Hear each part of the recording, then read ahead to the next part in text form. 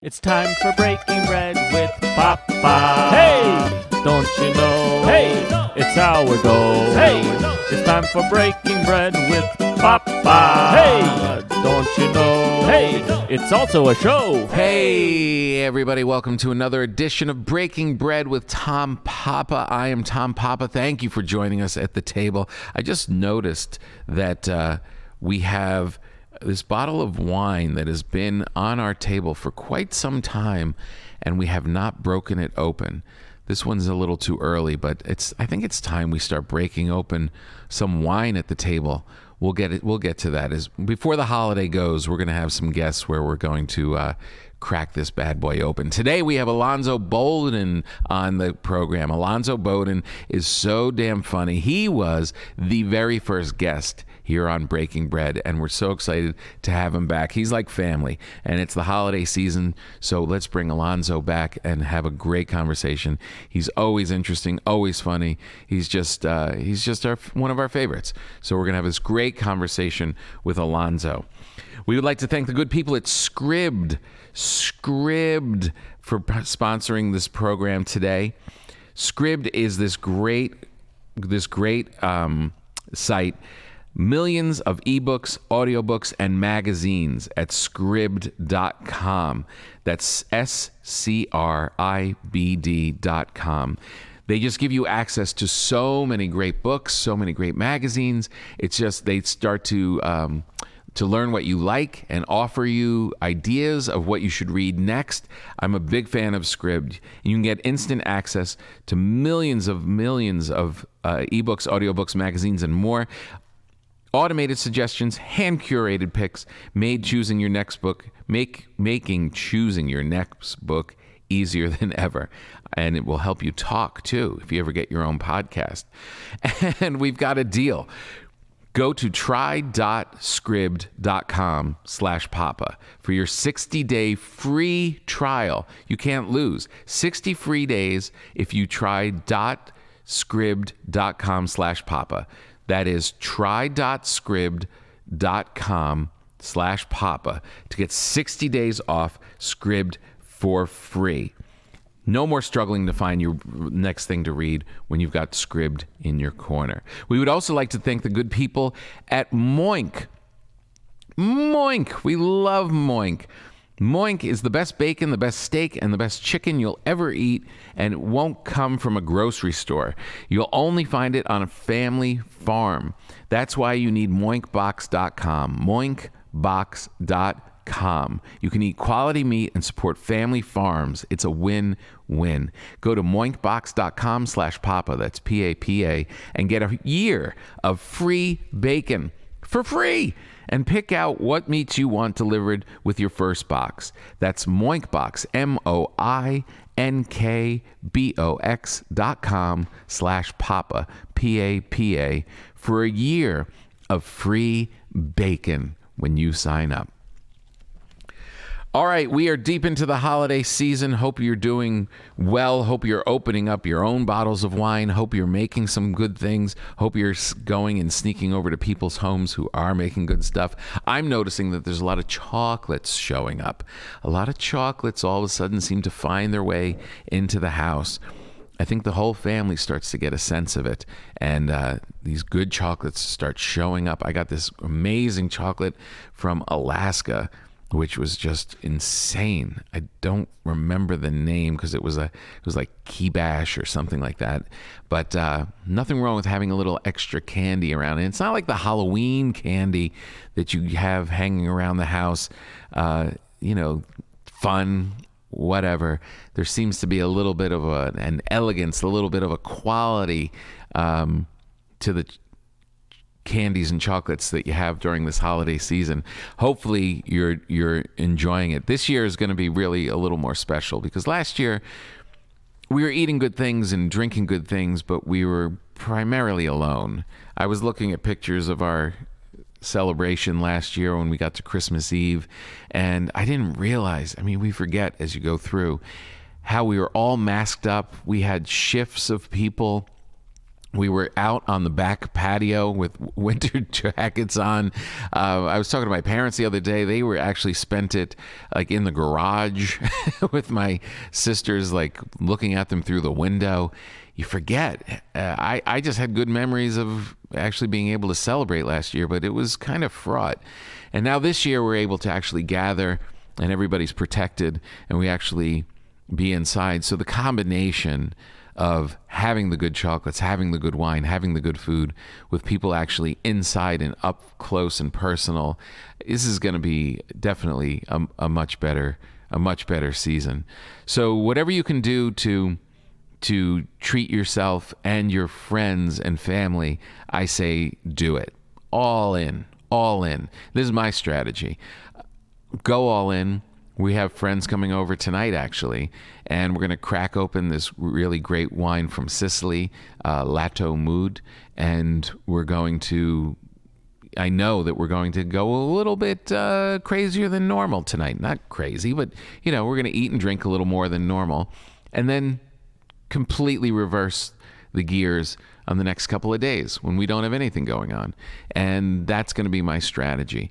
Pick your spots, go big, and then go very small in between. So we don't come out of this big chubsy-ubsies. That's pretty much the whole goal. How much fun can you have without feeling like garbage at the end of it all? So I say go full on and then dial it way back. And it will make for a good time.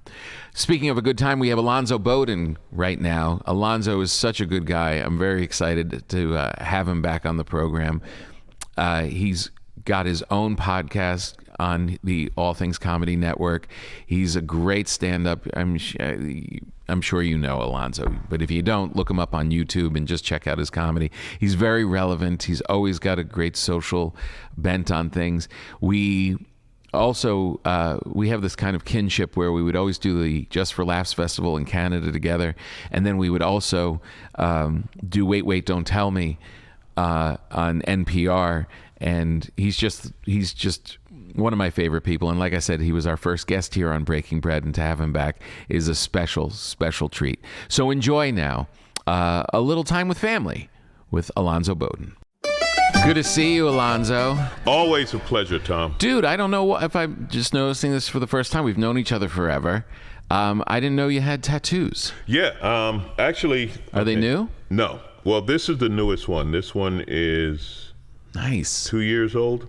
And the same guy did this one, which is the Jester. This one is the Jester as a judge, right? Oh, that's great. He has a sword and a scroll in his hand. So, and then this one, this woman is, to me, it's time is running out because she's got a clock on her face. But anyway, the sad thing about this is the guy who did this, a month after he did this one, 44 years old, aneurysm. No. Died 4 days later. So this is one of the last tattoos he did, which his wife really wanted a picture of it because she said, yeah. And that's crazy that it's... He was going to finish this arm. But as you can see, the theme is all jokers and jesters. Right? Nice. That's great work. Yeah, the same artist did these. Whoa. This was the first one, the Jester. Oh, another Jester. Because the Jester, I always said, the Jester was the only one who could speak truth to power. Mm-hmm. But if it wasn't funny, they chopped off his head. And I think that's the way stand-up should be, right? You can say anything you want, but it has to be funny. Right. Or else there's penalty. Well, that's the hard, that's the tricky part, is that some people don't, they're not going by that metric. They don't care. They just want to make a statement and be outrageous. Yeah. And they or the other side, the people that are judging it aren't taking it under the guise of humor. Right. Like I was thinking the other day, I was interviewing somebody, and it was, comedians are always just trying to find the truth. Yeah. And it doesn't mean that necessarily that everybody's like, going into these depths, but it is all the truth. It could be about your toothbrush, it could be about politics, but they're getting to the essence of something that and that's why people say, oh, it's funny because it's true, because you've uncovered something that everybody else is seeing all the time. And if that is what the job of comedy is, for people to come in and start criticizing and trying to hang people or cut their heads off because they are shining the light on the truth, it doesn't mean that they're evil people. It just means that you don't like the truth. Well, yeah, you don't like the truth. Or, I mean, what we have now is they just jump to the conclusion. I call it trigger words, right? Like, I mean, the whole thing with Chappelle, right? Right. Half the critics didn't watch the special. Right. And I think that might even be a conservative number to say half. Yeah. They heard about it, then they heard a word, then they heard one joke taken from the whole thing, and then they decided, oh, Dave hates trans people. Really? Right, because if you had watched that, he was very careful so many times. Not careful, he was just saying, I love you, I'm part of you, we're all part. Like he kept reiterating that fact. And to me, at the end of it, when he told the story about the trans comic, his friend in San Francisco, that explained his opinion. That was like, yeah, this was the moment, right, where I think epiphany might be too strong a word, but where he saw, like, oh, okay, I get it. Yeah. So now, and you know, once you get it, you can make fun of it, right? Right. But once you're part of it. But what you said, yeah, that, I mean, they don't like the truth. They don't want to hear it, or they've already got their mind made up. So it really doesn't matter what you say. No. And it's almost like if you're going to enter into the comedy realm, then you're a guest. Like you're coming into this thing. If you don't understand this thing, then you can't really participate in a debate about it. If you're like a person that has no interest in comedy, has no interest in poetry, has no interest in any of this stuff, and you just wander by and see that something's going on and you pile on and start attacking, you don't really have, you're not allowed to do that. You're not. Right. Well, you know, you would think you're not allowed to do it, but now people do it. I mean, that's the good and bad, right? The amount of information we have is both good and bad. Yeah. The fact that we've got the world with us at all times, you know, a moment of research. Yeah. It's good and bad because it pushes things for sure. I mean, again, if you're going after the truth, these devices do that. We're able to capture things on video now, and we're able to, like, I mean, it's pretty profound, but then it can also be manipulated. Politicians still don't understand that the internet is forever and we all have video. Right. They just don't get it. They just, but if I wave my dick at you, that's going to go away, right? Like when I hit delete, then they won't know my dick went to the 15-year-old girl, right? They won't know. But then you see things. It's like, you know, it's so tricky, and this is, you know, it's like the insurrection, like the January 6th, that, you know, like Tucker Carlson puts out this whole thing, taking that same event and manipulating it and trying to twist it. And now he's creating a video reality for those people that want to think it was like a leftist FBI hit. You know what I mean? Like, yeah, but you know, when they do things like that, like I was just reading this morning, like 2 people who work for Fox quit. Yeah. Because that was such twisted propaganda. When you go to that extreme, right, then the mainstream people know it's a lie. Right. You know, that because it's true. That's so ridiculous. Yeah. Because we did watch it. Right. We did watch it in real time. Yeah. And now you're going to come back 6 months later and say, no, this is what really happened. That's people who are down the rabbit hole. And there's no. Yeah. I think that's a smaller I group. think the problem we have as a society is going after those people. Mm-hmm. The hell with them. You know, it's like when we do shows, right? Like early on. What do you mean going after? I'm sorry to interrupt. But trying to correct them or trying to give them the truth, trying to educate them. Right, like, right. No, you're not going to change. Why waste the energy? You know, like when we start out in comedy, right? And every stand-up sees this. You got 100 people in the room. 2 of them aren't laughing. Right. And we go after those 2. And then at a certain point in your career, you realize, nah, I'm going to stick with the 98. Right. They can go home. They, and that's what true. it is. The QAnons, the Tucker Carlson extreme, whatever. Yeah. You're not going to change their minds. There's nothing you can do. So why are we wasting energy? Right. There's no sense going after, Marjorie Taylor Greene, right? Like if you believe everything she says, there's no sense talking to you. Right. God bless you. You're free to do it, but I'm not going to try to explain the science of a vaccine to you. Right. Come on. No, that's not going to happen. I got to spend my energy somewhere else. It's interesting though when you like how quickly we went from the people going after Chappelle, and then this kind of QAnon crazy town. It's like it's almost like it's pinning in on both sides. You know what I mean? Yeah. You're taking like these extremes on both on the left and the right, and they're also loud and troublemaking, and it's hard to get a grip on how much of the normal middle is there. Like those fringes that are like doing that stuff on both sides, how small is it? Because they're just loud. That's the problem. They're so loud. They're so loud. And the middle, you know what the middle's doing? The middle got to go to work. The middle's going to work. They're picking up their turkey. They're putting Christmas lights out on the tree. I'd love to yell at you, but I got 2 kids. Right. And I got to get home. I'm really, I would love to yell, but I got, Yeah. And that's the middle. That's the middle. My kids are crying because the Christmas lights are broken. Right. And I have to get it done tonight, so I'm going to CVS right now. I don't know if you heard about the supply chain, but I got to go get some toys now, right? I got to, whatever the toy of the year is. I got to get a Nintendo Switch or whatever, And do you think that is 90% of us? 80% of us? 75 to 80%. Yeah, I think you're right. 75 to 80%. Radical left 5%, radical right 15%. Right. Ah, that's good math. Yeah. Because the left crazy isn't as much or as loud as the right crazy. The false equivalency bothers me. Mm-hmm. To compare Marjorie Taylor Greene to AOC is not a fair comparison. Right. Because AOC is left, but not as far. But again, these are arguments that really aren't worth having. Backing up. I love what you said about comics seeing the truth from a toothbrush to politics, because I think that is the curse of being a comic, that we always see that. I can't turn it off, and it ruins a lot of things, Right. I said, man, I wish I had a sense of wonder.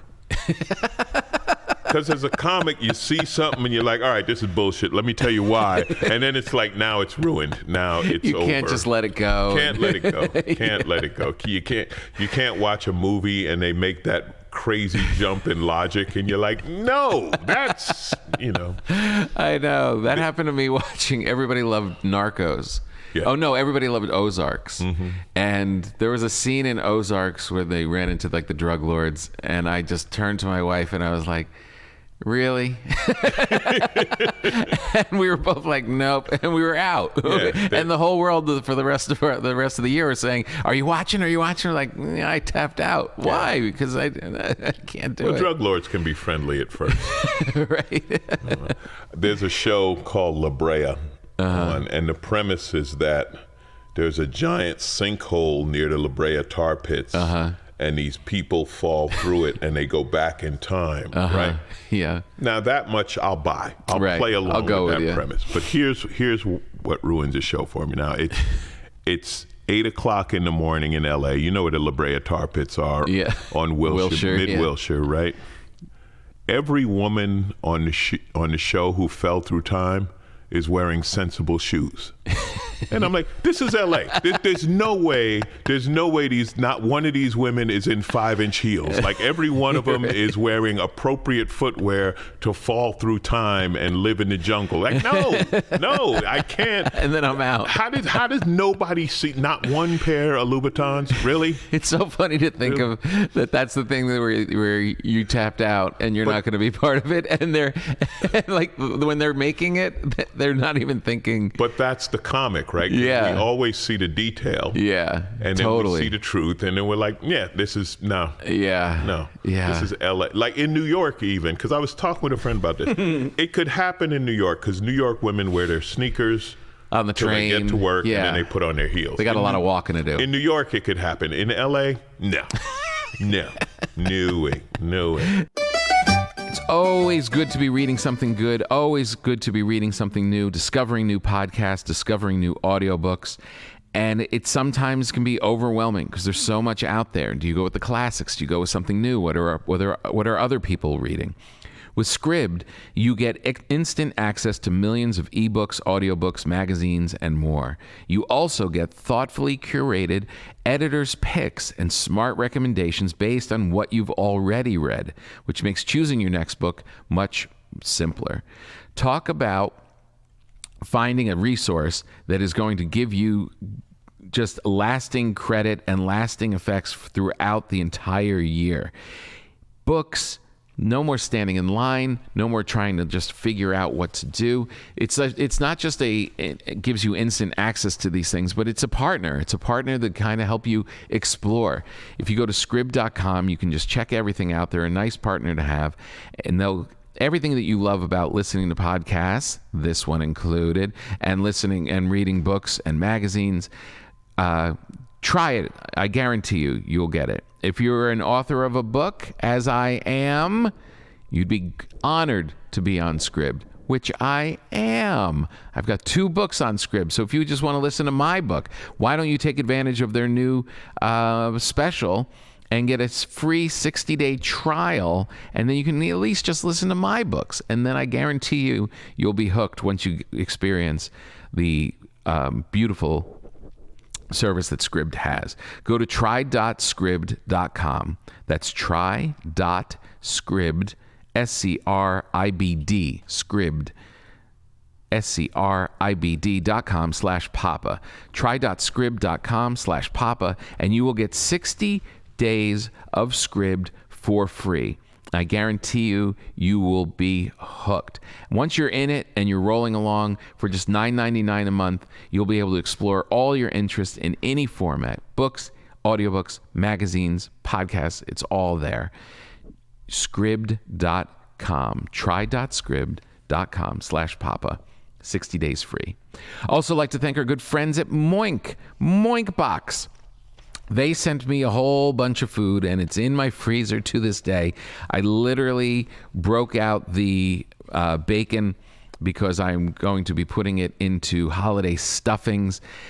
This is a very cool thing. Whenever I go back and forth on whether I should eat meat or not, I always come down on, I enjoy it, I'm going to eat it, but I don't like just eating anonymous stuff that you find in the supermarket.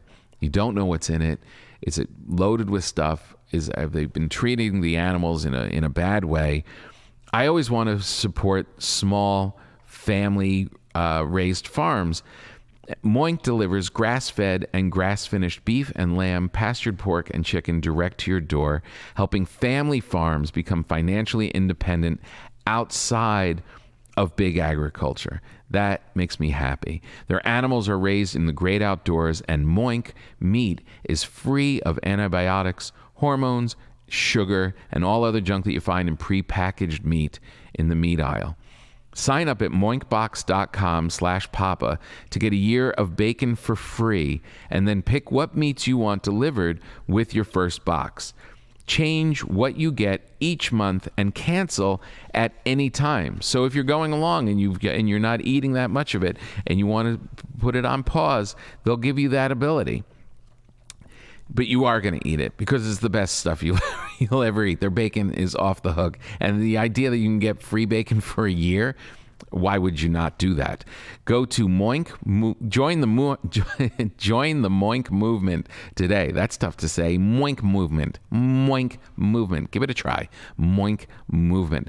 Go to moinkbox.com/papa right now, and you will get a free year of bacon. That's 1 year of the best bacon you'll ever taste. It is thick. It looks like it's about almost as big as this paper that I'm holding right now.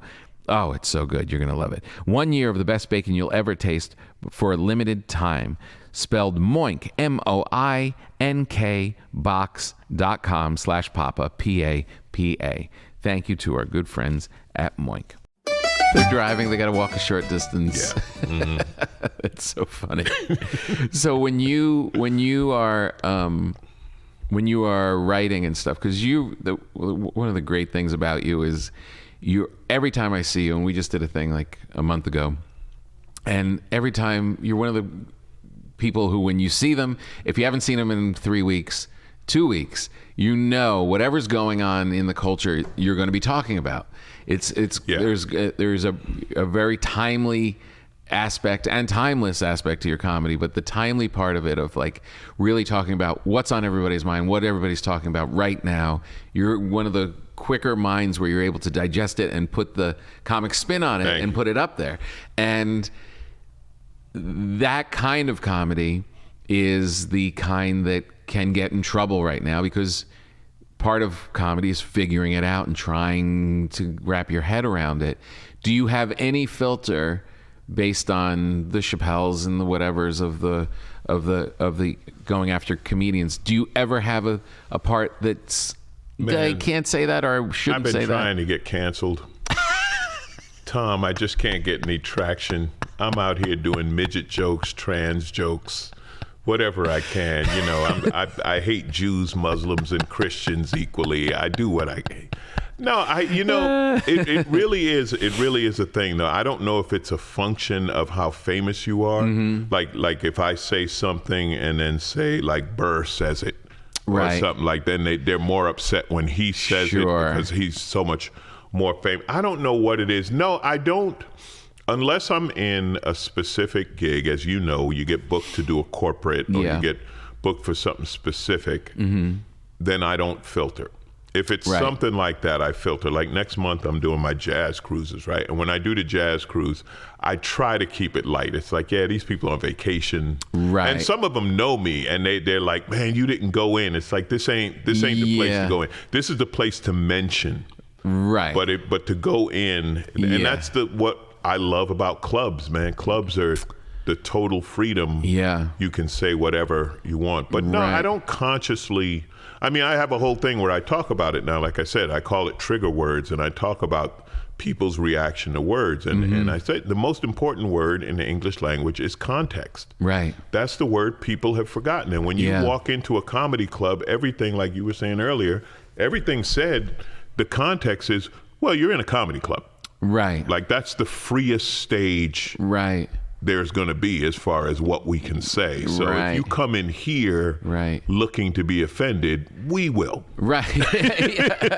Right, exactly. I mean, even your act, what your act is, and I think as comics, we love people who do something different than what we do. And you do fantastic stories, and you talk about your family and this, and you are killing me talking about your daughters, right? There's somebody who's going to say, well, he shouldn't say that about his daughters. Right. He's not a good father. Is it really? Tom Papa's not a good father? Really? Good luck with that. Yeah. Go ahead and make that stick, but so. Yeah. And there's a subtlety too. That trigger thing is really on point, because and context, it's like, if you take a sliver out of something that someone's saying and it's like, well, that's offensive. Well, yeah, but what they were saying was this bigger arc of, something else, of like ignorance, or it was like you're taking this little part.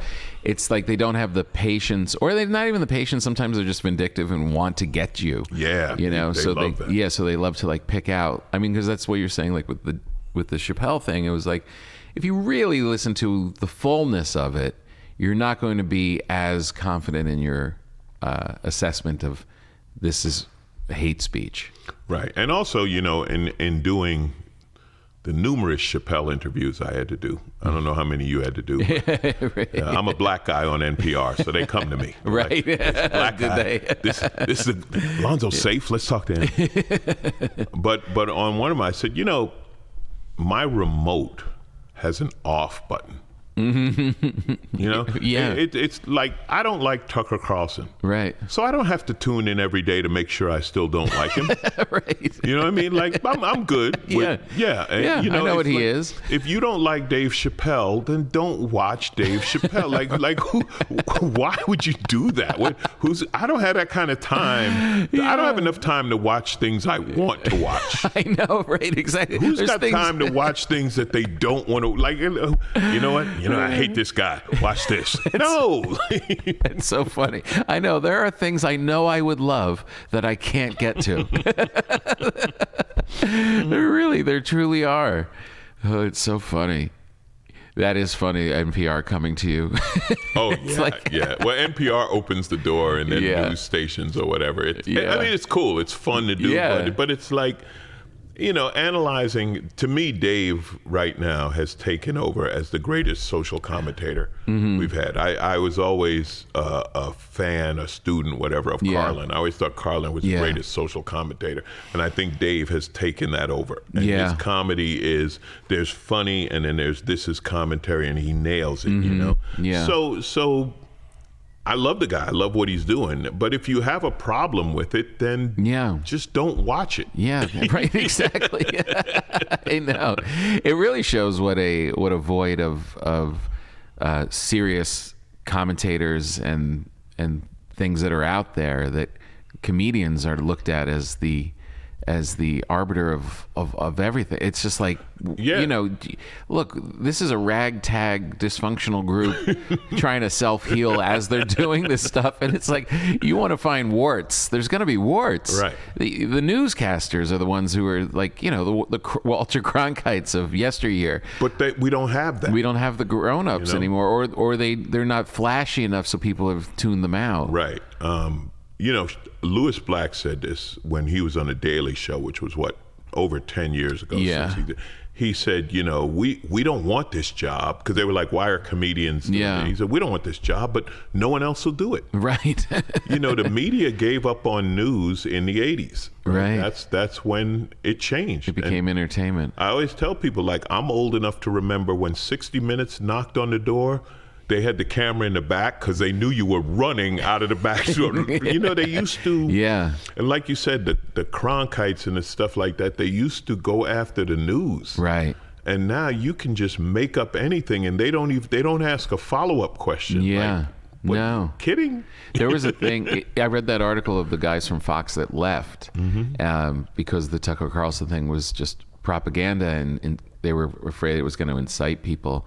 And they were saying that the defense, the Tucker Carlson defense, is he's not news, he's not a commentator, he's just a provocateur. And it's like, so you're even saying, like, this is my program is not what I'm pretending to be. Like, it's right. His lawyer said in one of the trials, said that a reasonable person, I'm paraphrasing, but basically a reasonable person would not expect Tucker Carlson to be telling the truth. Yeah. Like, his lawyer said that. Right. And yet there are still people quoting him. And it's like... Yeah, well, that's like saying that he was Colbert from the Colbert Report. Right. And that's not accurate. But that's the difficulty in comedy, right? How do you parody the world we're living in right now? Right. Like what? How do you parody this? Right. You look at Weekend Update or The Daily Show, and it's like, hey, good luck. Yeah. Good luck saying something funnier than what they actually just said. Right. Jen, what's her name? Psaki, the press secretary. Yeah. Like, she is the ultimate. She just has to destroy that Fox News guy every day. Like, every day she's like, oh, what's she could be a brilliant comedy writer. Right. She has to deal with this idiot every day. It's with like a heckler. Yeah. She gets hecked. She's like, here we go again. And she's so funny. She's so good at it. Yeah, she is good at it. You talk about subtle. I don't think he realizes he's cut till he gets home and he takes his jacket off. He's like, why is my shirt all bloody? funny because What just happened to me? You look like you lost weight.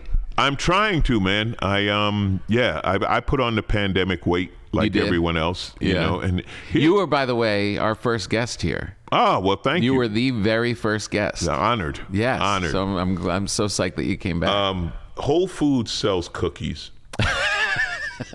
And they shouldn't, you know what I mean? Because you want to get help. Like, I'm not a good eater. I've always worked out. Yeah. I've never been a good eater. So when they tell me I got to eat healthy, I'm like, well, you go to Whole Foods. It's the name. It's you know, and then nothing but good like, health. There's cookies. It's like, well, now you're lying to me because now I'm telling myself, well, they're Whole Foods cookies, so they're okay. You're right. Yeah, there's got to be good for me. So what did you do to lose weight? Nothing. You know, I'm trying to eat a little less, and then I'm a late night snacker. That's my problem. So I've pretty much cut back on that. You know, my body does respond, which is good. I guess I don't have the metabolism I used to, but it's still like if I stop eating, it will help. So that's all I've done. Trying to eat healthy, man. Yeah. What did somebody say? Go to the store and buy everything you don't like. Like they were like, that's what you do. Just buy everything you don't like, and then you'll be eating better and you'll eat less of it. It's tough. It is tough. I made a mistake this last weekend. I was on the road, and normally I'll try and eat something before the show, a couple hours before the show. That'll be the biggest meal. And then after the show, then I could snack a little bit and not a big deal. And I didn't. I had like a lunch and then didn't eat at all, did the show, and got done with the show, was so hungry at 10:30 at night in a hotel in these strange places. And I had a fried buffalo chicken sandwich at midnight. Yeah. I had a Papa John's pizza with wings at 11:30 the next night, and I was like, I can't do this. Like, my old system was right, because when you let yourself off the chain, off the leash, it's like, yeah, I can do anything. Yeah. This is not going to be good. I literally have not stood on the scale since I've been back, because I know the truth is going to hurt. 20-something years ago, I had this trainer, right? I had to do this movie. I was playing a bouncer. I know it's hard to believe. But they said, can you get bigger? And I was going to Gold's Gym at the time, and this woman, her name's Francesca. She's 61 years old now, and her body puts 25-year-olds to shame. Wow. She's amazing. But anyway, she said, no, you don't need to get bigger. You need to lean out. And she started working me out. And she has this diet, no carbs. And it's like eating, again, boring, oatmeal, chicken breasts, green vegetable, this or that. Yeah. And if you don't do the diet, she won't train you. Oh, wow. But she shredded me. And it was definitely the eating that did it. But what her thing was, she said, if you fall off the diet, she says, you don't have a slice of pizza, eat the whole pizza. And then tomorrow get back on it. That was her thing. She was like, if you're going to screw up, go all the way and then stop. Why? So you satisfy the craving? You get it out of your system? Because she said, because if you try to eat a slice of pizza today, then one cupcake tomorrow, then she's like, no, you'll go back to your old eating. She said, brilliant. So you just one day, if you fall off. Yeah. And she didn't even believe in cheat days. She said, no, just every now and then you're human, you're going to fall off. So just enjoy that and then say, okay, that's done. That's now great. I gotta get back. And it takes discipline. You become conscious of it at all times. But, right. That's the biggest thing, just being thoughtful about thinking about it. Right. Because when you mindlessly eat, like as I was this weekend, I was just literally just going. I was like, the only thing I was thinking was, who will deliver within a half hour at this time of night in this strange town? So whatever you had, I was going to go for. Yeah, it's like, and there's nothing healthy on the road after the second show. No. I remember me and Hef were on tour somewhere, and we ended up at Hooters. And we weren't there for the Hooter. We were like, we got to eat. You're the only place open, so we got to, and it's insane. Yeah, and it's so much fun though.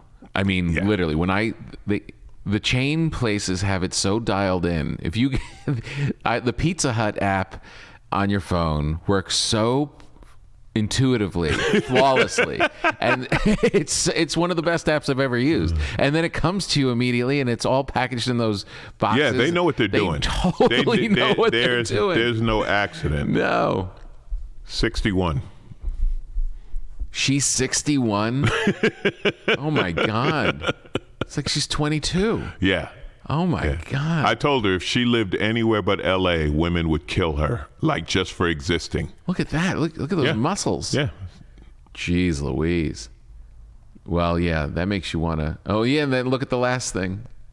It's asparagus with some chicken breast. Mm-hmm. Yeah, that's how she eats all the time. I mean, that's the tough part, but you know what? It's not.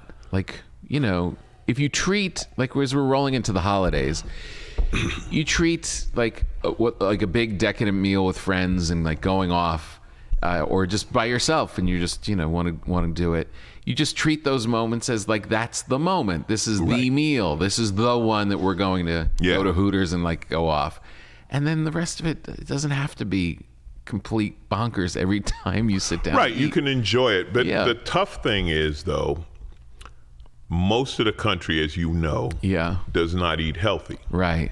So when you're in the Midwest, like I remember I was outside of St. Louis, right, and I was doing this motorcycle ride cross country, right, and my theory was, okay, ride through the city, I was headed east, get on the eastern end of the city, so the next morning I don't have to deal with the traffic in that city, right? Smart. And you know, America, every city, it's like there's a mall, and there's a Holiday Inn Express or a Courtyard or whatever, those kind of places. So I'm staying there. So I said, where is that each? She said, oh, there's a new barbecue place, they, you know, across the street, over by the mall.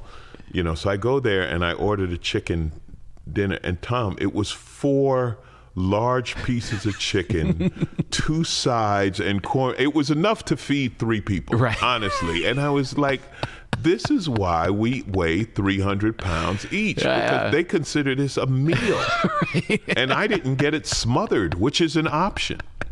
And that is, but that's how we eat in America. That's how you like when you it's massive. When you go overseas, when you go to other countries, like when you go to, I remember being in France and going to this breakfast buffet, and it was all fruit, yogurts, and breads, like, and freshly baked, fresh. It was delicious, and it was like, but where's the waffle maker with the eggs and the, where's the big tray of bacon? Where's the big tray of bacon and sausages? And I love bacon. There's nothing that's not better with bacon. I love bacon. But yeah, you're right. The moderation part is difficult. But again, our society is designed, you know, watch the commercials. You know, you watch the commercials. And I don't need a Shack-sized pizza with cheese in the crust. Shaq, leave me alone. Stop trying to kill me. I know. They had Megan Thee Stallion has a new sauce at Popeyes. Right. And just the visual of that, it's not even food. You're not even looking at food. You're looking at this fried like thing and this weird pink sauce on it. It looks good. Whatever research they do is like, I mean, this doesn't look like something you've ever eaten before, but you're like, I have to have that. Yeah, it works. Yeah, you know? And like they say, we're hooked on sugar. And they talk about that, but trying to, and I haven't really tried like the people who are super disciplined, but I know people have done it. Trying to not eat sugar is almost impossible because sugar's in everything. Everything, and even like, you know, natural sugars, right? You know, you're knocking out fruits. Like the people that go hardcore, but then you lose your mind. Right, then that's the other extreme, because then all they talk to you about is what to eat, and there's nothing worse than, do you know what's in that? Mm-hmm. You know what? I don't want to know what's in it. Yeah, right. I'm at a game and I'm eating a hot dog because that's what you're supposed to eat at the game. I know this isn't real cheese on these nachos that are in this baseball helmet, but that's not. I don't need you to ruin this for me. Just shut up. Well, I'm glad that you're dialing it in and you've lost weight, because it makes me feel better about forgetting to bring you the bread that I had for you. That was delicious, though. I know. Bread's delicious. Thank you very much. I'll be honest though. This one, I literally got home last night from the road, so I didn't have time to make it. So I was at Whole Foods this morning and bought you a big sourdough loaf. And I have the bag. I had everything. But when you travel and you know when you get off the road and you think you're stronger than you are, and then all of a sudden you're like, I think I just dropped my keys in the toilet. All of a sudden you do things and you're like, I must be more tired than I thought. I literally looked at my security camera on my phone just to confirm, because it's like, how did I there's no way I left that bag in the house. And I looked at myself walking up the driveway with my keys and got in the car and left. There's no bag in my hands. So let me ask you. So I apologize. Post-pandemic road, is it different for you? It is different, but in a very unexpected way. Do you want to be more specific before I answer? Well, I'll tell you, like with me, the first thing was I realized I forgot stuff because I wasn't used to packing every week. Yes. So I would just literally where's my toothpaste? Yeah. Or just the little things like that that you always, that normally you'd have not only one, you'd have the spare. Yeah, that's right. You kept the extra because you know. We had double of everything. And the other thing is I asked myself, is it worth the trip? Shang and I were talking about this. Interesting. The comfort of being home last year has me less likely to chase it. I know what you're saying. Yeah, I know what you're saying. There is. Don't you catch yourself?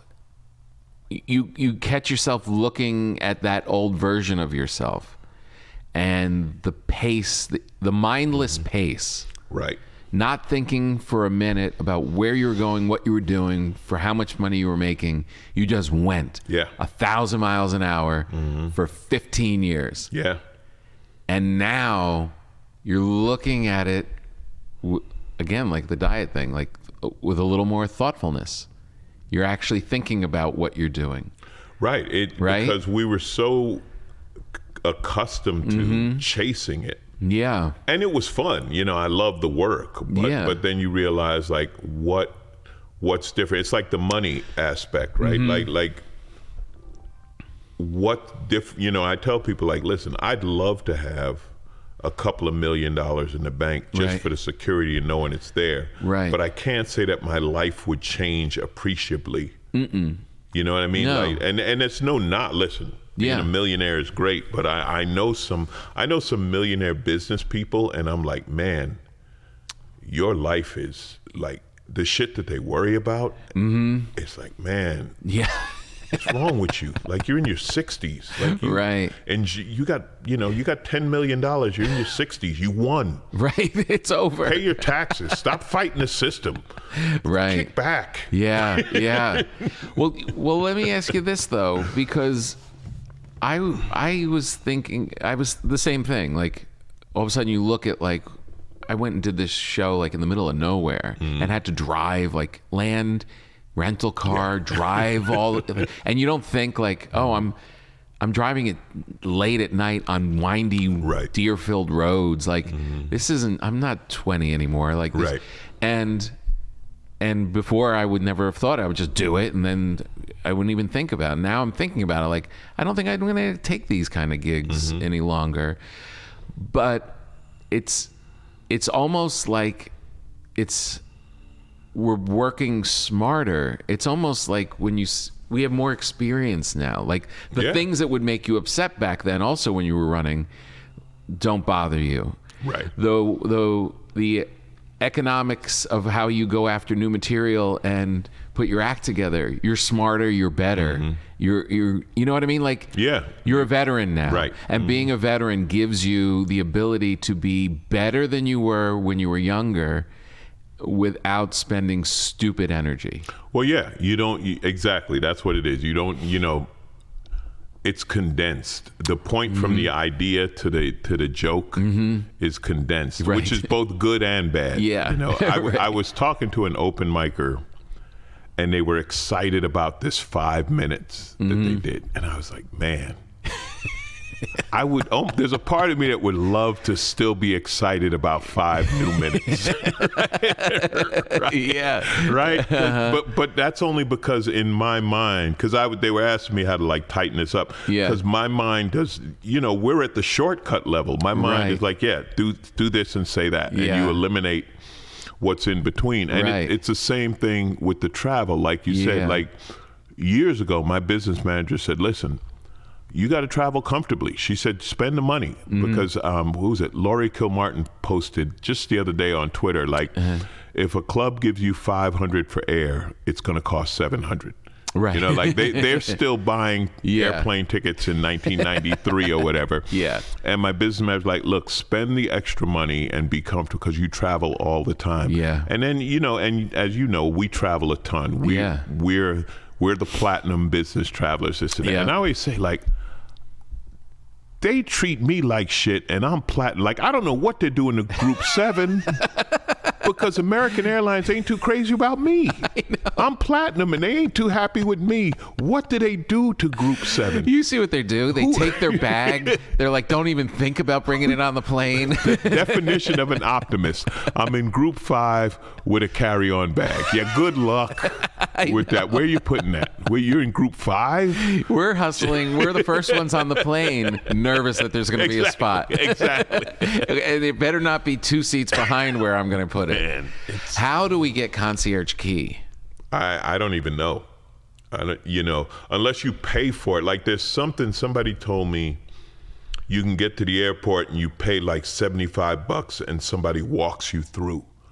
Yeah. But to me, it's like that. That's not worth it. I just do all the security stuff, the clear and the pre-check and all. That's a thing we know. Like, I know. There was that movie with George Clooney where he was the business traveler. And he would knew what line to get into. And then you'd be behind somebody who didn't know. Yeah, and they got their keys in the middle. And you're like, come on. A bottle of water, rookie. What the hell where have you been? Like, we have this weekend, and I, my mom passed away, my dad's passed away, but they knew I didn't come home for Thanksgiving. I was like, no, there's too many amateurs at the airport. I can't go to the airport the day before Thanksgiving. They don't know how to get through security. They have no idea. I'll be the one shooting people. Alonzo, I'm so nervous. My daughter's coming home right before Thanksgiving. And she's coming and she has clear because I got clear, and you can bring your family members into it. And she's TSA pre because I got everybody global. I wanted everybody. Yeah, exactly. I can't have my family slowing me down. Right. But she's coming with her boyfriend, and I know he has no TSA pre. I know he's not clear. I'm not even traveling, and I'm so anxious about how is she going to get through the Thanksgiving lines with this guy that she's lugging behind her. Cut him loose. You gotta cut him loose. I'll see you at the gate. Listen.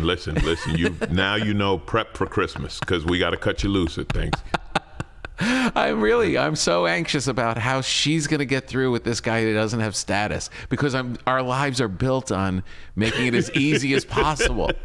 And people don't understand, and I tell them all the time, that's the work, right? Being on stage is the easiest part of what we do. 100%. That's the work. When you're at the airport 7 a.m. and you got to, get to wherever. Yeah, that's my job. Yeah. No, it's the moving. I landed in Tyler, Texas. I had to take a 2-hour car ride. In Dallas, I had to go to Tyler, Texas, 2.5 hours in the car, and then back. I wasn't even driving. I had someone driving me, and I was still and then that constant motion, and then stay at the airport, go to New York, another car, back into the thing.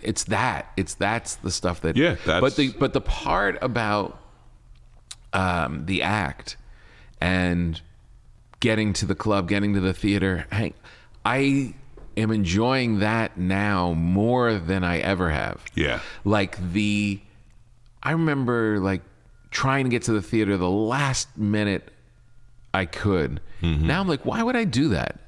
I should go there and do a sound check 2 hours before the show. I should be at a theater. How lucky are we to be able to go and do shows?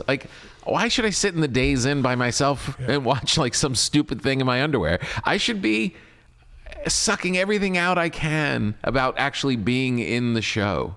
Well, it's the work, right? Yeah. I mean, the thing, and I almost sometimes wonder, maybe I love being a stand-up too much, because I still do. I still love it. And, I was doing radio. I joke, I was doing AM talk radio, and it would have been a great job in 1987. Right.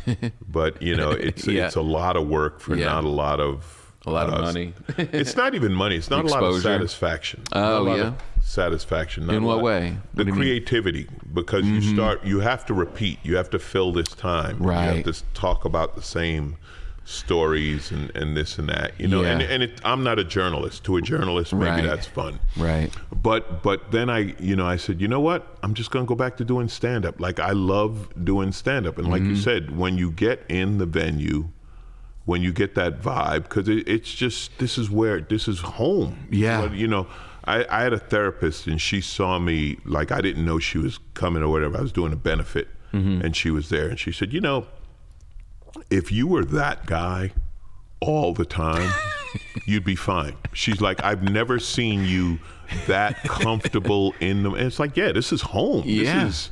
This is what I do. And when they say, oh, it's your job, nah. I think for certain people, and I think if you work in a creative thing, it's in your DNA to do it. It's not your job. It's what you do. You liked being home during the pandemic. Your wife didn't like having you home. She was like, no, he's not doing his thing. Right. Go do your thing and come back. Yeah. No, it's true. Because you have all this in your head and this and that, you got no outlet for it. That's how I've been starting my act lately. I tell people, you don't understand, like, my entire adult life was spent waking up, walking around my house, becoming filled with fear, anxiety, and rage, and then going out at the end of the day on stage and letting it all out. And that's what kept me sane. And for the last 18 months, the first half of that held. Yeah. And then I went nowhere. Right. And it's true. Then we had so much to say, because we're watching, we're like, oh my God. Yeah. Who do we say? What? Yeah. And also hearing your friends say it. Like the first time we got together and did stand-up, it was like, just to hear Alonzo's perspective on it, to see, like, it was like, I needed to hear. We're very fortunate in that way that it's not only your release, your cathartic release, but you're around all these other minds that are digesting and trying to make sense of the world. And again, with the shorthand, you know, they always tried to, there was a show called The Green Room. Everyone's tried to capture that. I know. The way comics communicate. And you really can't capture it. It's just something we have an understanding. And the other place I have it is in my motorcycle world, which is another passion. And when I'm around a ton of motorcycle people, like, we all get it. Right. So you don't have to explain it. Exactly. And I'm sure it's that way. Listen, I'm sure if you're into, like, needlepoint or scrapbooking or whatever, and you're with those people, you get it. I don't understand people who don't have a thing. I know. It is very, it's really, you gotta have a thing. You do have to. You gotta have a tribe. Yeah, right. It's really true. Yeah. And the fortunate thing about the comedy part of it is that they're making sense of the world out loud. Yeah. There's a meditative thing to the needlepoint or the bread baking that is, you have that thing, but no one's, like, really making sense of what everyone is saying and what's going on around you. And to just, like, we take it for granted, but you just roll in and you're 2 spots early and you get to see 2 comedians up before you. It's like, it gives you, like, some calm, like, they're figuring it out. They're making sense of this for me. Yeah, it's, and the other thing is, we don't get offended. Right. We can, so whatever freeing. you say, the most offensive thing in the world is the most hilarious shit we've heard. And we're like, it's okay. We're in it because we can laugh at ourselves. Yeah. And that was back to what we were saying earlier. It's like, if you can't laugh at yourself, then you cannot show up in a comedy arena. No. You can't be in a theater watching a comic. You can't be watching Chappelle on Netflix. You can't walk into the Comedy Store unless you have the ability to laugh at yourself. Because if you do, then you realize there's no hate there. This is not coming from hate. There's no hate. There's no hate. Exactly. When we were doing, way back when we were doing Last Comic Standing, right? they sent the NBC corporate, like the person who's in charge of harassment and all of this. Yeah. Like they sent the poor woman to a comedy to show, us. stand-up show. 10 comics. Yeah. in an office, and she's trying to tell us what we're not allowed to say, and it's me and Kathleen Madigan and Tammy Pescatelli and Gary Gulman, and it's like, wait a minute, so if the Jew says this, he's like, well, listen, I had enough of the blacks, and the poor woman was in tears. Right. Not in a good way. Yeah, no, because she's coming from a corporate world, and she should protect their people, but you don't put her in a stand-up world. Right, because we have, there's nothing I'm going to say to Tammy that Tammy's going to be offended by. Never. She's going to fire back. Never. Never. Right, exactly. And that really is the key. You have to come into the realm of being able to laugh at yourself. Yeah. Because then you have the understanding that this comes from love. This doesn't come from hate. And we've lost that in society. With this, just little things, I don't know, courtesy, common sense, things like that. We've lost that. Like everybody is so, not everybody, but the best are I'm so into me. Yeah. I have no consciousness of you. I know. Or your space, or I'm so into my rights. You have a right. Things like the whole world should revolve around me. Having my dog and walking my dog. Because you never walk in LA. It's true. You don't walk in LA. Yeah. You start walking your dog. You start noticing. Yeah. And just interacting with people and seeing things. And it's like, man, like I have this thing. Like if you don't clean up your dog shit, you're dog shit. You are dog shit. That's the you're a garbage, terrible person if you don't clean up That's after a perfect your way dog. to put it. Right? And then like I have a Great Dane, right? Yeah. He's a big guy. He's friendly, totally fun, but he's big. And there'll be a jogger like coming up behind me. It's like, make yourself known, maybe. Right. Like the bicyclists, they yell on your left, on your right. Yeah. Don't run up on a guy with a 150-pound dog. Yeah. What's wrong with you? Right. Are you stupid? Yeah. I'm responsible, but give me a warning. Yeah. If he jumps on you, then, he's not going to bite you, but he could knock the shit out of you just playing. Yeah. But that, and it's just, we're living in a world amongst other people, and it's like we've lost that. Yeah, there's no right. It's a very self-centered thing. Everybody thinks, it's me. It's not we. Yeah, and you can't live like that. It has to be we. And you're not that important. Right. The government's tracking me. Like, no, they're not. No, they're not. No, they're not. You know nothing. Yeah. I know. Everybody thinks they're so important. If you knew the stuff that the people the government is tracking, if you knew the stuff they knew, you'd be like, I used to work in aerospace and stuff, and a friend of mine, he retired. But like, he's not allowed to be on social media, What do you mean? Because he knows secrets. Like, he spent a career in the defense industry. Right. Like, he's not allowed to have a Facebook account. Oh, really? No, they're like, no, you can't. You can't go on Facebook and look at your grandkid. Like, no, you're not allowed to be on there because you know stuff. Like, he's one of those. Like, they would kill him to know things he knows about national security and this and that, like that, And there's some kid at 20 years old doing bong hits in his dorm room, like, the government's coming after me. Like, no. Don't get the vaccine. Like, okay. Right. Okay. You know what? He's vaccinated. He's okay. You're not that important. That should be a T-shirt. Man, it's wow. How is your Great Dane? What's your Great Dane's name? Hulk. Perfect. Let me tell you. Yeah, go ahead. How great my dog. This morning, and this is what I talk about leaving home. Before I came here, I'm sitting on the couch, and he's laying on the couch with his head on my lap, and I was like, if it wasn't Tom, I wouldn't leave. There's like 5 people I'll get off the couch. Tom's one of them. Alonzo, I swear to you, my total opposite. My pug, I know. My pug walking around with his diaper was looking at me as I was leaving with this depressed. It always looks depressed. It looked even more depressed. I was like, I'll be back, buddy. I have to go see Alonzo.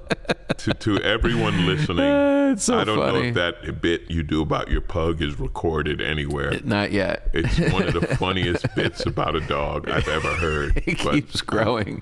It was so funny. I literally, that night was so funny because that was when I learned that you had a Great Dane. Yeah. And you were doing the whole thing, and it was like, should I do dogs? We've heard a lot of dog stuff. And I was like, no, my thing is not really a dog. What does a Great Dane do with its legs when it lays down? He curls up. He does? It's amazing how flexible he is, right? Sometimes he'll do things, I'm like, that cannot be comfortable. Because all they do is sleep. And this is why I got one. A friend who's a dog trainer told me, oh, Great Dane's a great dog for you. She said, I recommend them for people in apartments because they really, one good walk, one good half hour of walk, they're like, okay, I'm good. I'm going to sleep. And she said an adult Great Dane sleeps 16 to 18 hours a day. And I believe it. Whoa. They just they like to curl up and sleep, but they like to touch you. So he'll fall asleep like with his head against my leg or something like that. Or the thing that's funny that I got to warn people, when a Great Dane likes you, they lean on you. They literally lean their whole body because they don't realize how big they are. That's so amazing. They lean into you. But no, he's great. But yeah, and I'm always worried about stuff, right? I'm the worried dad. Like I just bought him this bed. It's called the Big Barker, and it's like this. It's basically a Tempur-Pedic for dogs. Yeah. They're like, well, they're big and you got to protect their joints. And I'm like, yeah, you got to protect their joints. That makes sense. So now I've spent hundreds of dollars for this dog bed. And he prefers sleeping on the rug. He's like, I'll just curl up on the rug next to my bed. But he'll get on the bed sometime. But this is how you know you're in love with this animal. Oh, I'm definitely. When he puts his head on your lap, and you want to get up and go get your computer, go get some water, and you just don't.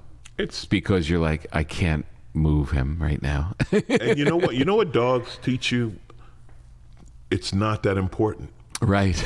You know, nothing lives in the moment like a pet. Animals live. There's no memory. There's no anticipation. They're in the moment. When I was going to get him, because I got him from a breeder in Salt Lake City, right? And she's great because she breeds pets. Right. Like I talked to some of those breeders. You have the puppy mill shit people, and then you have the people who breed the show dogs who are, you know, what was the name of that movie about the dog show? Best in Show. Best in Show, yeah. You have those people. Right. And she's like, no, my dogs are healthy, purebred, but they're pets. Right. They're not. That's nice. So she's great. So anyway, so the day before I was going to get him, I was talking to a friend. I said, you know, I'm really nervous. I don't know. And she said, he's not nervous at all. And it made the whole, I was like, oh yeah, that's right. Like it made the whole thing easy. That's a good way to put it. And she said, she said, listen, you're going to learn so much about not worrying. Right. Because dogs don't worry about shit. Right. They don't even know. They know you're going to feed them, but they don't really know. Yeah. But they're pretty confident. Like, there'll be food tonight. I got nothing to worry about. Did you get him as a puppy? Yeah. I got him. How big is a Great Dane puppy? Well, they start out. So when I first saw him, he was, I think, 6 weeks old, and he probably weighed, I don't know, 12 pounds. Like that. When I got him, he was 9 weeks old. He weighed 27 pounds. Now he's 11 months old. He weighs 140. Like the growth is amazing. And that's crazy. Yeah. It just completely, is he done growing? No.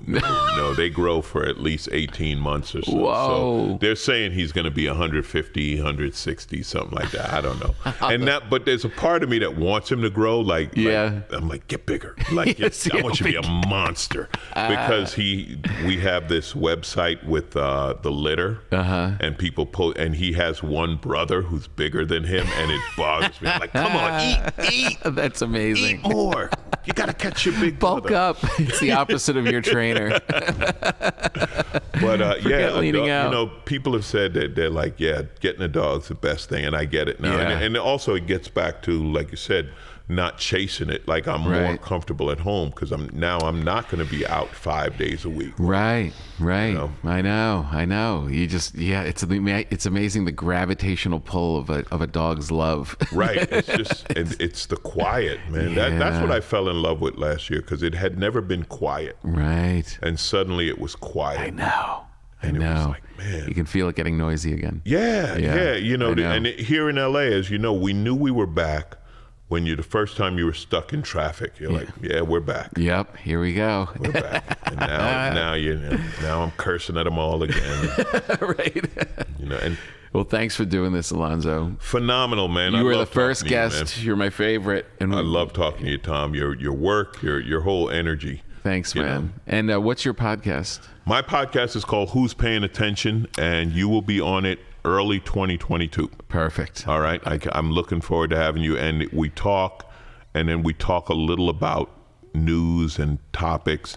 And I've added this thing toward the end, like, give me some good news, because otherwise it's just so depressing. That's the best. Yeah, absolutely. It's so depressing. Oh, like, God. Anything you got that's positive, could you give me? And 100%. My last post on Instagram was a baby chick and a puppy hanging out together. I'm like, that's all I need right now. Yeah, this guy sent me a post of a baby giraffe, and it was like, thank you, man, thank you, because I've been getting hit with Kyle Rittenhouse all week, and I needed a baby giraffe just to, and it is true, man. Just these occasional things that remind us, like, it ain't all bad. No, absolutely not. It's the noise. It's the noise. Yeah. All right, man, you're the best. Have a great one. All right, that's our show. I told you Alonzo was great. How could you not love a guy who is in love with a Great Dane? That is so perfect. Just his voice alone. If you didn't even know how big Alonzo is, just hearing his voice, knowing that he is in love with a Great Dane, that's a good guy and super funny. Thank you, Alonzo, for being on the program. I hope you guys all enjoyed it. I hope you're enjoying your holiday season. Keep it going. We'll see you next week. Thank you to our friends at moinkbox.com and scribd.com. See you next time.